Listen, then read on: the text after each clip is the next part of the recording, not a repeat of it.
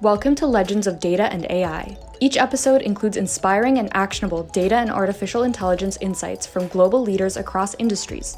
Your host, Dr. Usama Fayyad, was the first Chief Data Officer at Yahoo and is Chairman of Open Insights and Executive Director of the Institute for Experiential AI at Northeastern University. Welcome, everyone. I'm Usama Fayyad, Chairman at Open Insights and Executive Director at the Institute for Experiential AI at Northeastern University. And with me today is a very special guest for today's podcast, Professor Rayid Ghani, who's a distinguished career professor in the Machine Learning Department and the Heinz College of Information Systems and Public Policy at Carnegie Mellon. I've known Rayid for quite a long time, dating back to the starting of the KDD conferences. But and he has worked in many roles in Accenture Labs, in University of Chicago, of course now at CMU, and also served a rather interesting role as the chief scientist of the Obama campaign in 2012. So welcome, Rayid. Very nice to have you here. Thank you. It's good to be here.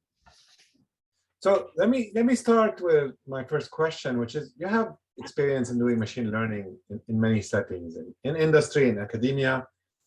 In your opinion, is most machine learning basically, and data science, basically the same set of algorithms applied across domains, or are there major differences as you move domains?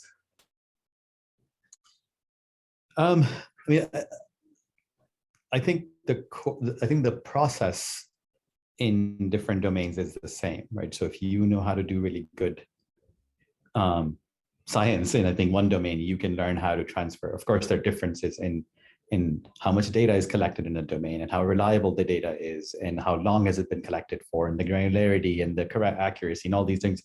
But I think the process is where it is very different is what are these systems trying to achieve, right? So if you go into private sector and you're trying to sort of figure out how do I target advertising, the goal you're trying to achieve is maybe profit or market share for a company, and it's fine to fire customers who are not profitable to you. But if you are a city or a county or a state or a country, the goal might be equity and access to certain resources and outcomes, and you can't fire. So I think the constraints and the goals are different.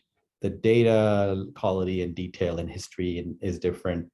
But I think the process you use to formulate problems, to collect, to get data, to develop these systems, to evaluate them in the field and measure and monitor, I think that generalizes. And that's kind of one of the benefits of working across these sectors. You sort of are able to see what works better in one and then try to use that in other domains to try to transfer. What works in healthcare is the same process that works in education and criminal justice and transportation and environmental. So that's going to be that's good to sort of focus on one and then use that to transfer your experience and work with people in that domain who understand the domain and work with them to improve those areas as well. Definitely. And I think a lot of the tricks you learn from one domain definitely port their way into others. And a lot of the failures and lessons learned also are portable. Exactly. Can you share a story or two on how ML, AI, data science were key ingredients to success or made a big difference in our ability to achieve certain tasks? Yeah, I mean, I think, yes, absolutely. I think so I'll give you sort of a couple of examples of work that we've been doing over the last few years. So one example was work that we actually started doing 6, 7, 8 years ago almost in Chicago with the public health department.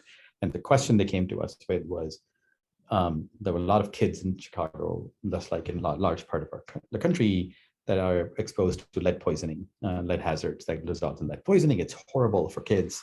And it's the big issue is it's irreversible. Once you're exposed to lead, there's nothing you can do to fix all the brain damage that happens. And most of our governments, the way they deal with this problem is it's too expensive for them to fix every house. So they want to prioritize homes that have lead. And what's the best way for them? The most efficient way to find lead is they let kids get poisoned. And then they test the kids. And when you test the kids, you find out, that kid is lead poisoning. So they can go fix that house. Now, that doesn't benefit the kid who just got poisoned. It benefits future kids. So there's some value, but it's a pretty horrible way of dealing with this problem, right? So the core issue is that our cities and counties don't know which homes have lead hazards that can affect kids. They have limited resources to go and fix those problems. So the question they came to us was, how can you help us figure out which homes to prioritize so that we allocate our resources towards the home that are likely to have lead and that are likely to affect kids, that combination. So we kind of work with them to build a system to predict when a kid is, a month old, 2 months old, before they're able to crawl and pick up lead. Can we predict that this kid living in this house will be high risk of lead poisoning? And if we can do that, then basically the thing they were doing after a positive blood test, which is fixing the problem, they can now do that before a positive blood test. They can do it proactively. So it's not a novel idea. I think we do that all the time with systems where if we can detect a problem early and prevent it, we don't have to be reactive and fix the problem. In this case, it's not fixable afterwards. So that system, was, again, the machine learning part wasn't a complicated part. The piece was really kind of, machine learning was a piece of that system, but everything else had to exist, right? The inspection program had to exist, because otherwise we keep predicting who's going to get lead poisoning and then we watch them get lead poisoning. But if we can't change it, what's the point? But that system was the machine learning piece, but then there was also a piece of, we now need to run an actual live, randomized trial to show that it results in a more effective and similar. Like we have other systems, we've got a system that we deployed that was working with police departments to identify police officers who were going to do horrible things, shoot people, unjustified use of force. There's another system that we built that's working across. Right now, it's being deployed in Kansas. That's looking at which individuals are likely to go back to jail, to get arrested and go back to jail. But the need that they have is not, they have mental health needs that are not being met. And so we've been working with the county there to, again, identify, predict which individuals are likely to return to jail and allocate preventative, proactive mental health services. The team that goes out and provides them with help that they need in order to reduce their risk of going back to jail. So those are kind of some examples where machine learning is neither necessary nor sufficient. You could do this today with humans. Turns out when humans today do it, they're not very good at it. So like a lot of problems that we solve in machine learning, where humans are very good at it, computer vision, things where humans are good at it, we're just very slow. And the goal of machine learning is to make it faster and more efficient. Here, humans' speed is not an issue. Humans are not very good at it. They are biased, they are not very effective. And so machine learning combined with humans is both designed, the goal is not just to be more effective, but also be more fair and more equitable. And that's kind of, the area that we've been working on the last few years. Yeah, no, thank you. Those are great examples. And what I love about them is they're kind of consistent with your theme that you drove and focused on, which is data science and machine learning for social good, and kind of orienting these things towards, public policy and social sciences, tying it to social good, which I actually think is a wonderful direction. You had an interesting role when you were the chief scientist for the Obama 2012 presidential campaign. And I'm going to ask about a couple of things, and any interesting experiences to share with us on the role of data, AI, analytics back then. And more importantly, this was 2012, now it's 10 years later, and social media has changed dramatically. You've got a lot more fake news.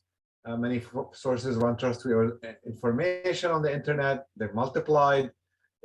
What would you do different in today's environment compared how you handle things in that campaign back then? Yeah, I mean that's it's been 10 years. That's a long time ago. The completely different world, and I think that's sort of true for a lot of political things. Is because elections happen every 4 years.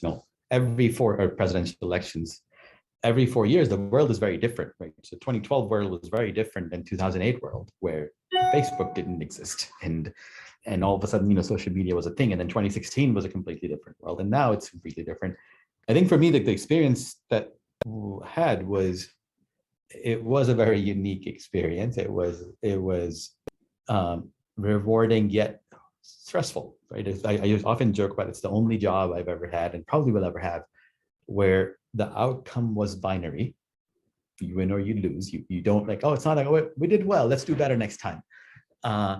And where the deadline is actually real. Like there is no, again, better next time. There is no next time really for that campaign. So I think having that kind of somewhat, and the focus is a lot more singular than if you're a government, you're trying to sort of manage multiple goals. You want to sort of be efficient, and you want to be equitable. And if you're a company, you're trying to manage, revenue and profit and market share. And whereas there, the goal is to win. Like it's a single outcome, right?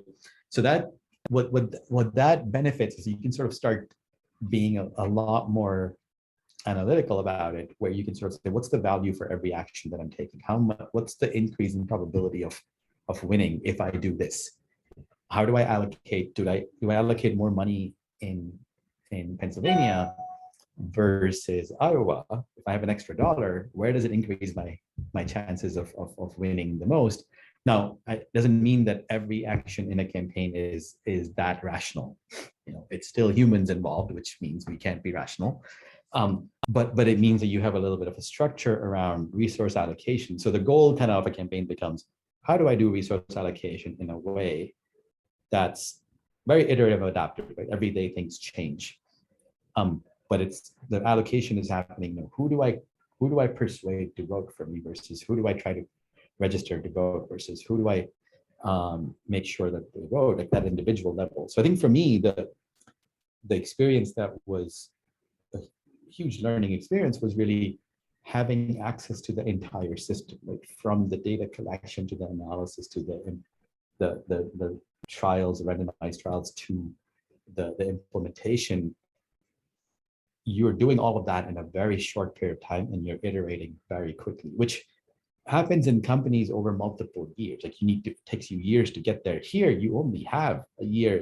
I was there for a year and a half. Right? The campaign starts and ends within 18 months.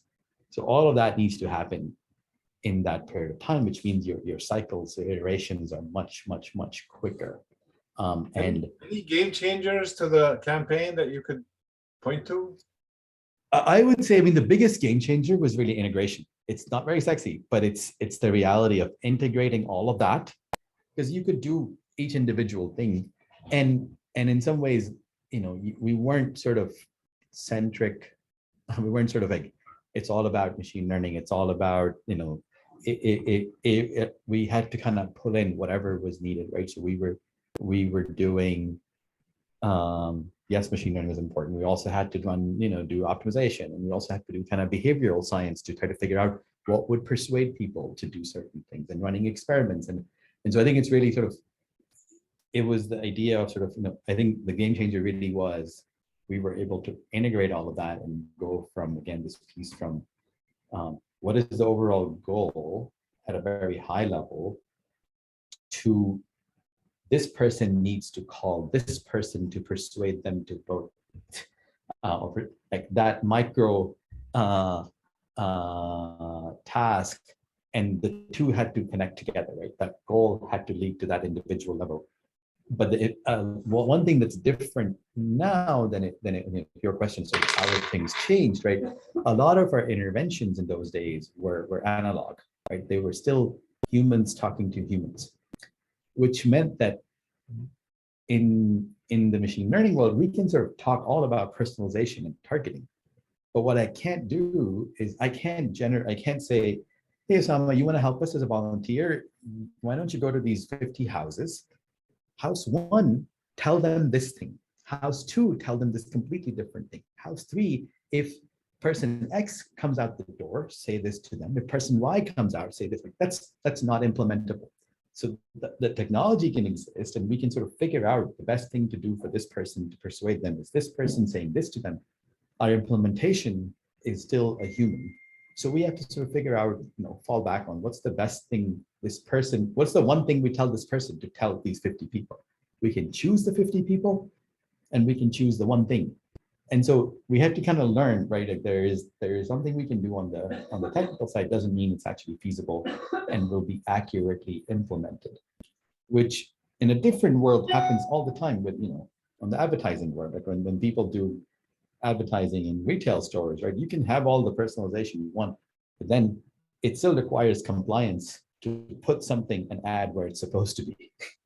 And while that's a useless task, there are a lot of kind of similarities that you learn about. It's not just, as all of us have learned by doing real projects, right? It's not just the analysis is great, but if nobody takes action on them, what's the point? And so that combination of the machine learning piece and how do humans interact with the output was, I think a big learning component for us. That's a great point. Let me shift gears.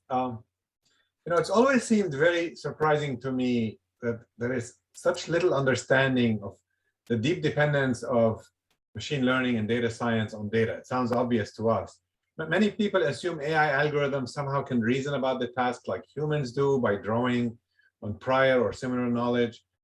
How would you explain to the general public kind of this unusually heavy dependence of algorithms on data?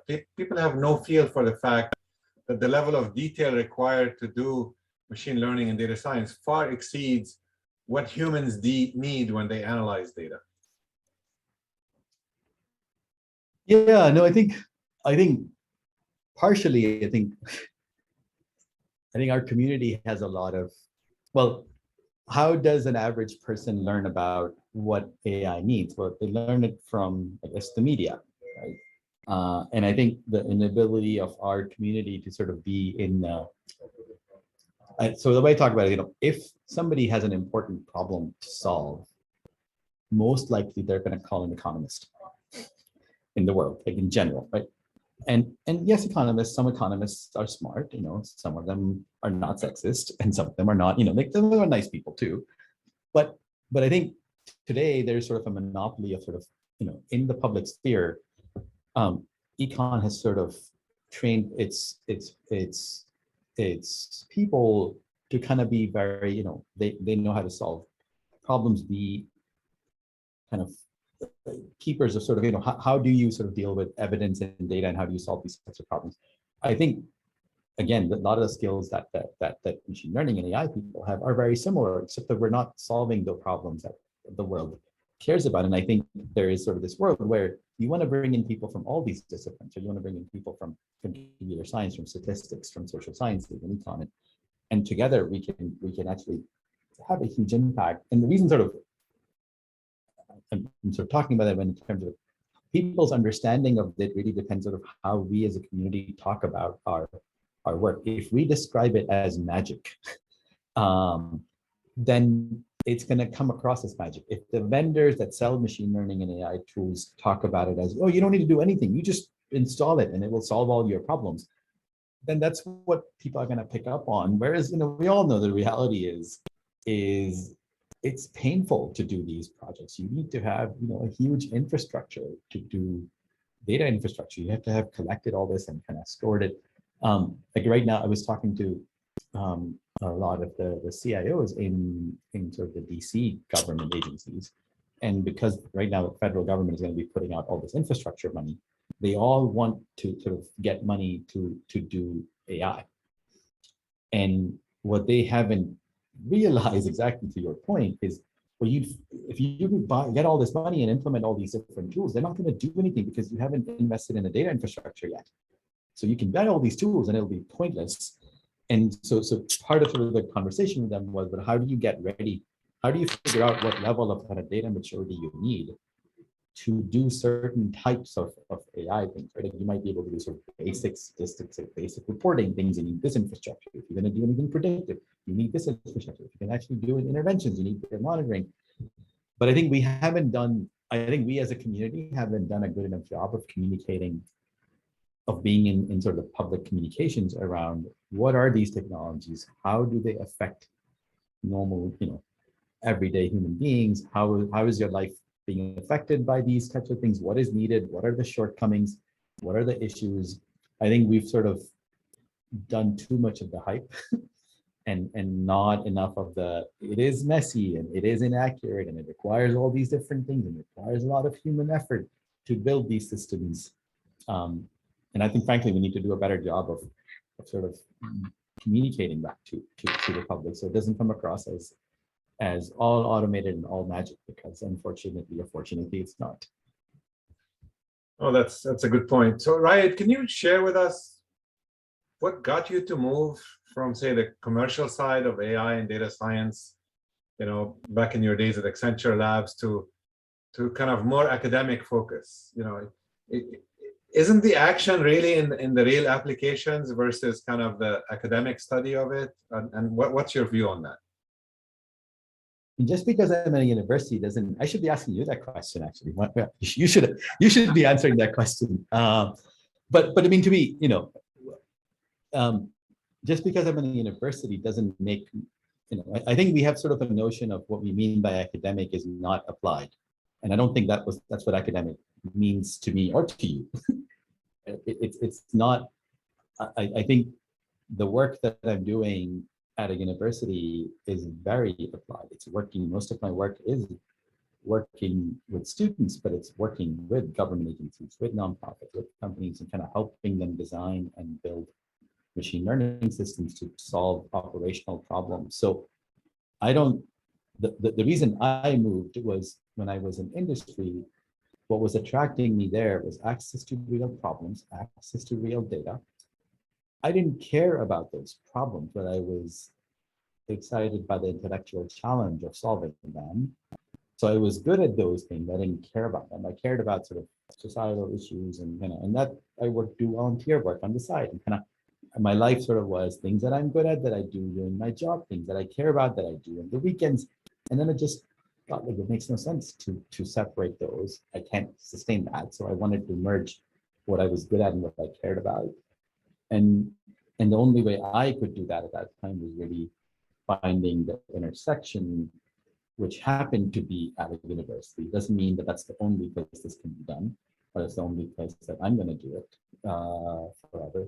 I'm at a university because I think it gives me the right mixture of doing real world applied work with governments and nonprofits, taking students who are interested in those things and kind of exposing them to these problems, training them to do this type of work, because we need a lot more people who can do this. And then embedding that into both training, into research, and into these projects, and building, so it's a best of all the world that I'm combining for myself. Well, that's great, and it's actually an unusual answer in typical academia, which I love the direction you're going to. I mean, you spent many years thinking about public policy and AI and how governmental entities should be thinking about technology. Is there, and this, I'm looking for the very short answer for the following two questions. One is there a short summary of your perspective on this important area? How should governments think about this technology? I think the very short version is they shouldn't. They should think about each of the areas where it's being applied to and kind of update their thinking, right? So the slightly longer version is we have FDA, we have FTC, we have CFPB, Consumer Protection Bureau, the Trade Commission, Food and Drug Administration, we have EPA, we have all these compliance agencies. In all of these areas, they have to, the rules are there.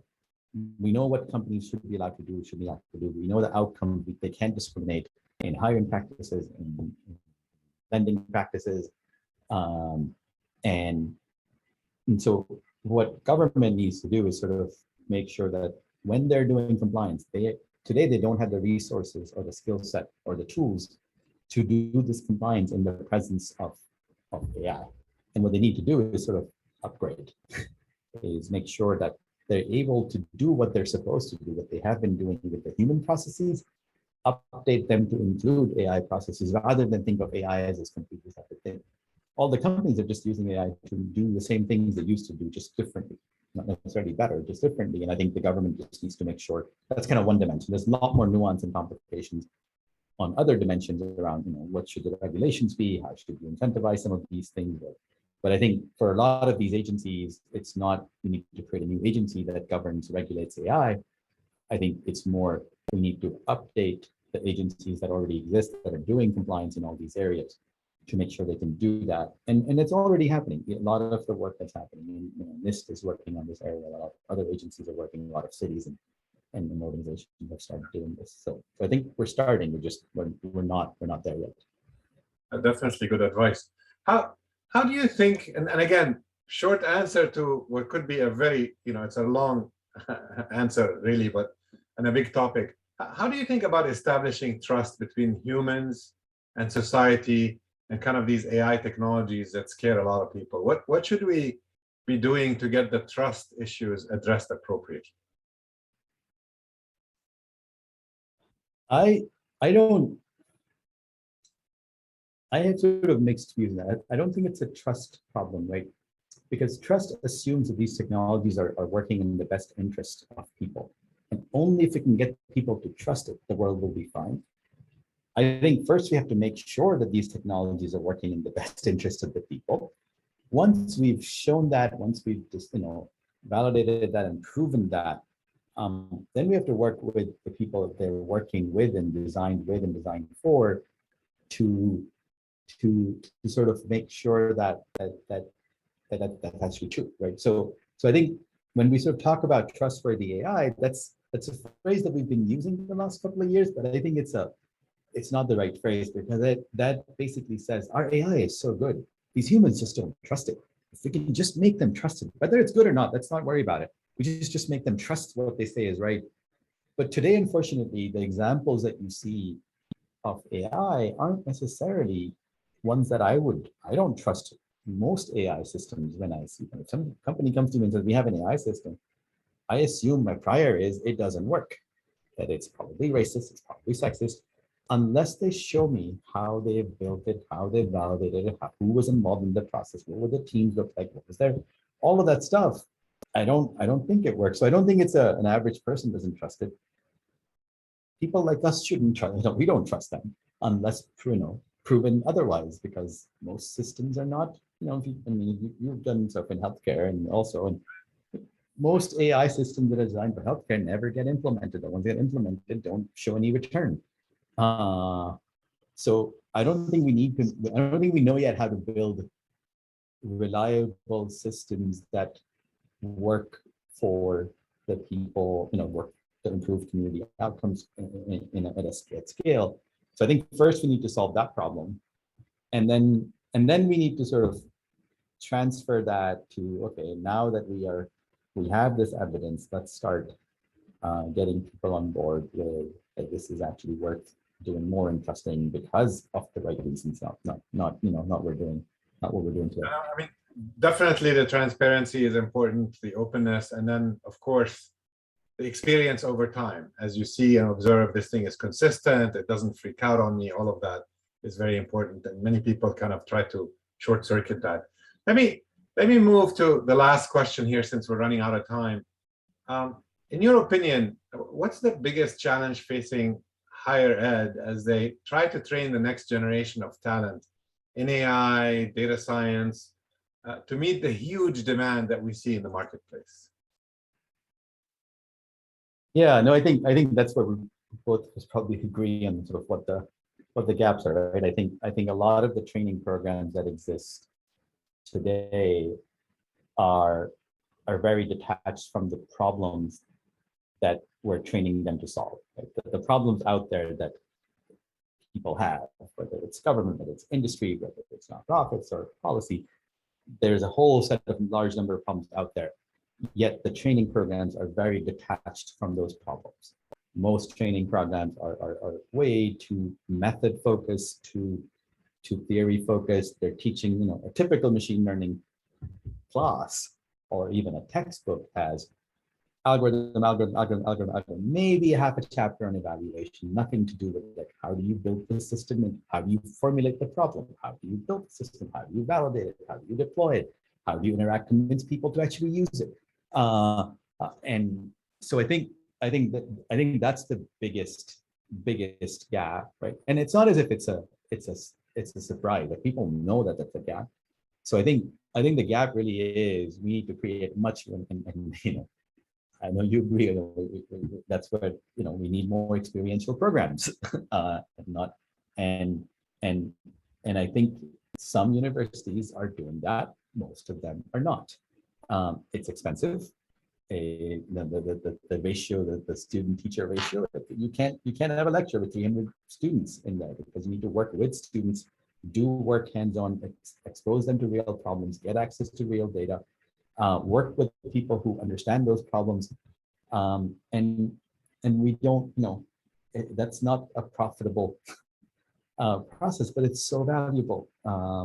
So I think our students are too detached from reality. They're too detached from real problems, and if we want these students to go out and be successful.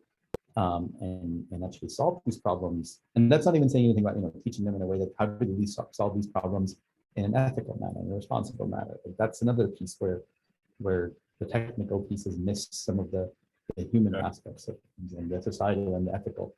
So lots and lots of gaps. Yeah, no, definitely, and no substitute for giving them that kind of real experience on real problems to see. How does the stuff they learn theoretically map to the real world and how it's practiced in the real world?